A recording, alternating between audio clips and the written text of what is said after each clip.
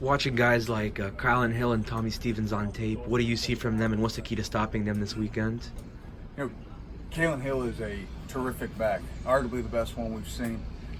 He's got great vision, great patience, and then he can go from 0 to 60 in a heartbeat. And that's the best thing he does. He squares his shoulders behind the line of scrimmage.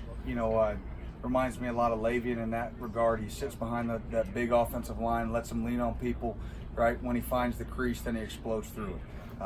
He's hard to tackle. You got to make sure you strike him with a lot of hats. And in terms of Tommy Stevens, he's been in this offense. He's been in this system with Coach Moorhead. With his time at Penn State, so he knows how to be efficient in it. He's a good runner. He's a good thrower. It's funny. He looks eerily similar, when he wears that 7, to Fitzgerald in the past. So, and everybody knows how dangerous he was. So we've got to be really solid up front, and then try to be able to handle the size of those wideouts. You haven't had to, you kind of prepare as if you're whoever's behind, the offensive line for them. But do you feel like you've kind of gotten an extra preparation considering you've all seen 5 quarterbacks through 3 games? Every quarterback's different. So in terms of that kind of preparation, I think it's more the offense than the quarterback. But we'll be ready for all of them, and because Schrader's played and he's done a good job. He operates well in that deal. So if for some reason Stevens shoulder is for whatever reason he can't go, we'll be ready for whoever steps in there. But they're both very similar, in terms of players. They both understand what Coach Moorhead's trying to get out of that offense, and but it starts with the ground game. And if we don't take away Hill, we're in for a long day. What about the Mitchell? One of their wide receivers seems to have a lot of big plays. He is. He's their big downfield guy. He's a big, tall receiver. One's got good speed. He's been around for a while. So, the wide receiver wise, they've got a lot of height and they're strong. They can catch, the jump balls. So we got to do a good job and not panic when the ball's in the air. From front to back, again, it starts up front for us. We've got to be able to create some pressure. Create some misthrown balls. Make them high. Make them slightly back shoulder. Make them off. Not let them get into a good rhythm, and again, eliminate the run game. It's going to be hard to eliminate a run game that they're rushing for over 200 yards a game. I know Hill's averaging 144, so it'll be a good challenge for us. Right, but up until the long end around Saturday, you've done a really good job against the run. What against Florida? What went into that? What were you doing well to stop their run? It was our front. Our front did a really good job. All those guys, the big guys, really dominated. And I don't want to just single anyone out, but again, Hugh had a good game. Bully had a good game. Calvin, TJ, when Looney, got in, and even Abule, all those guys, they really played stout, and we were able to really shut it down. We talked about having to play with a light box at times, and we did, and that was encouraging. Obviously, that the last run hurts, and not because of the yardage, but because of the situation, and the ability to give the ball back to the offense there. And I know they would have been able to move it right back down and have another chance at a field goal. So that's why that one stings.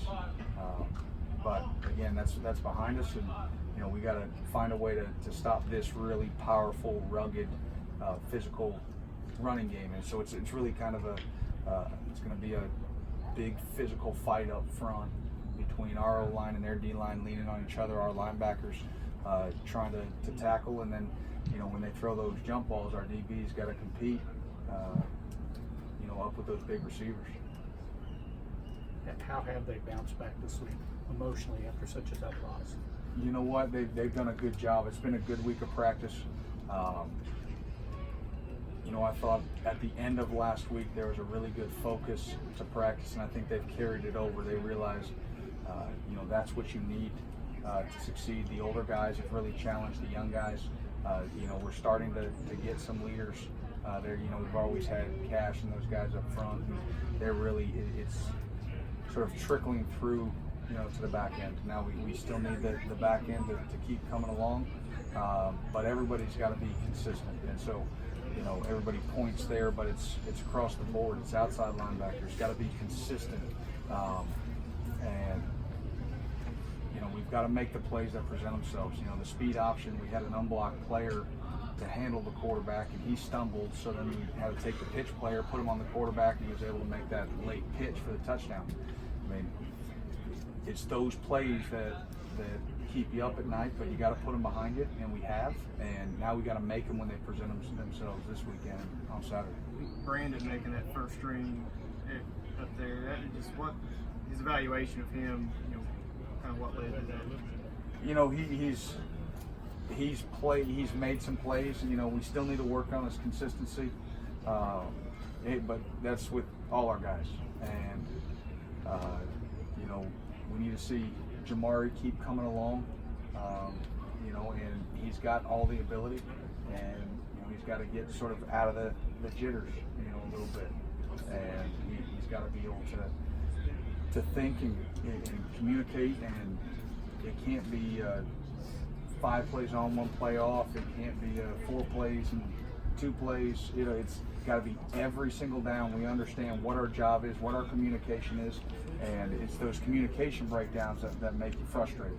And so right now, we talked about at the beginning of the year, the guys that know what to do, know how to communicate, those are the ones that are going to be on the field for us.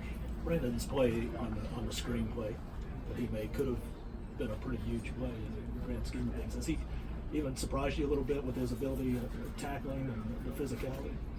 I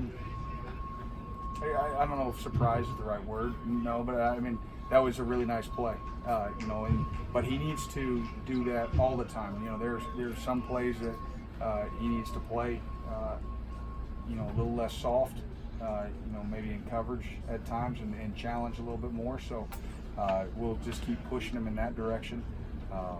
But no, that was a really nice play that he made, and a big one, on a second down screen. All right, am I good? All right.